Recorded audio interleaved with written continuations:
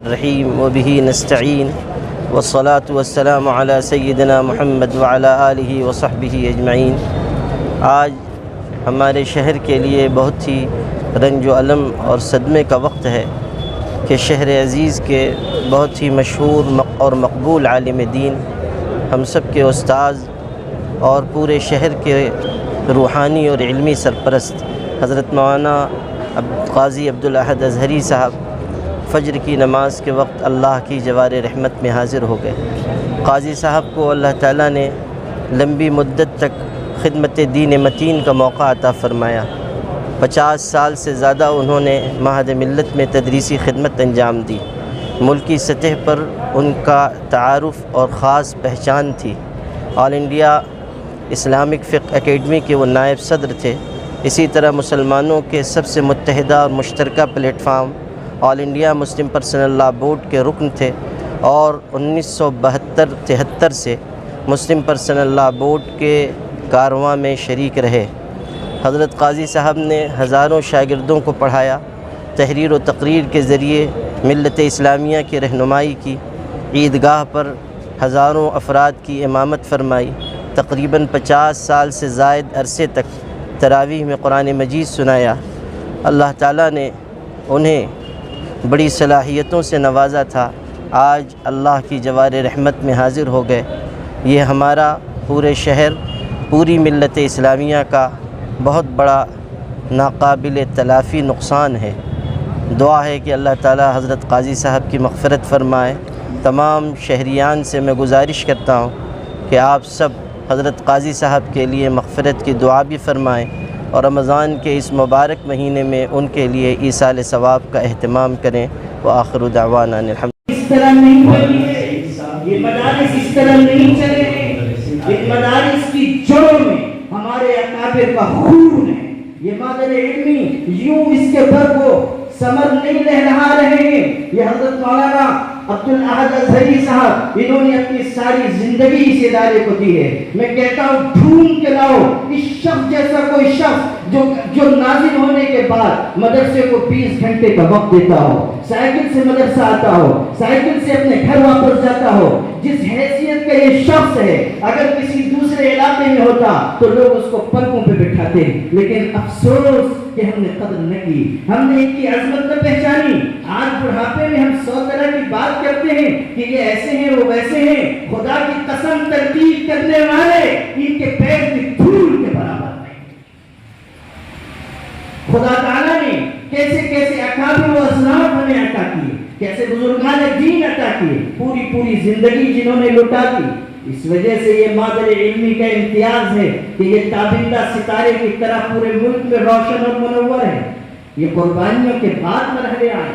حضرت مولانا عبدالحمید نعمانی صاحب کی قربانیاں کیا معمولی ہیں۔ کس طرح اس شخص نے اپنے آشیانے کو پھونک کر زمانے کو روشنی بخشی، کس طرح حضرت مولانا محمد حنیف صاحب ملی نے اپنے طلبوں کے چھالوں کو نہ دیکھا اور پیدل سفر کیے، بیل گاڑیوں سے سفر کیے۔ حضرت مولانا محمد ادریس عقیل ملی قاسمی صاحب اس بڑھاپے کی عمر میں جس جگر سوزی کے ساتھ اس مادر علمی کو آگے بڑھا رہے ہیں، یہ انہی کا حصہ ہے۔ حضرت مولانا عبدالحمید اظہری کی کیسی کاوشیں اس مدرسے کے لیے رہی ہیں، اور کتنے ہمارے اکابر، میں نام لوں گا تو وقت تنگ ہو جائے گا۔ خدا تعالیٰ ان سب پر اپنی رحمتوں کی بارش برسائے۔ یہ ہمارے اکابر ہیں، یہ ہمارا فخر ہے، اور ان کی قیادت میں چلنا ہماری سعادت مندی ہے۔ میں ان سے کہتا ہوں، ہمارے ان اساتذہ سے اور آپ سب کی ترجمانی کرتے ہوئے کہتا ہوں کہ آپ فکر مند نہ ہوئیے۔ فکر نعمانی کے مطابق آپ کو اس مادر علمی کے لیے جو کچھ کرنا ہے آپ حکم دیجئے۔ آپ کے فرزند اب اتنے بڑے ہو گئے ہیں کہ بڑے سے بڑا بوجھ وہ اپنے کاندھوں پر اٹھا سکتے ہیں۔ ہم آپ کو یقین دلانا چاہتے ہیں کہ آپ حکم دیں گے، تعمیر میں ہم حاضر ہوں گے۔ جہاں آپ کا پسینہ گرے گا وہ ہمارے خون کے قطرے گریں گے۔ آپ کا حکم اور اشارہ ہوگا تو ہم وہ کارہائے نمایاں انجام دیں گے کہ جس کا تصور دوسرے اداروں کے فرزندان کر بھی نہیں سکیں گے۔ بس آپ کی دعا، آپ کی سرپرستی، آپ کی توجہات درکار ہے۔ میرے بھائیوں، معہد ملت آپ آئے ہیں، یہاں سے پیغام لے کر جائیے۔ صرف یہ نہ ہو کہ آپ آئے، آپ نے تقریر سنی، آپ لوٹ گئے۔ مدارس اسلامیہ اور معاہد دینیہ جن قربانیوں کے ساتھ آگے بڑھے ہیں، انہیں سمجھنا ہوگا، اس کے مطابق ہمیں بھی جفاکش بننا ہوگا۔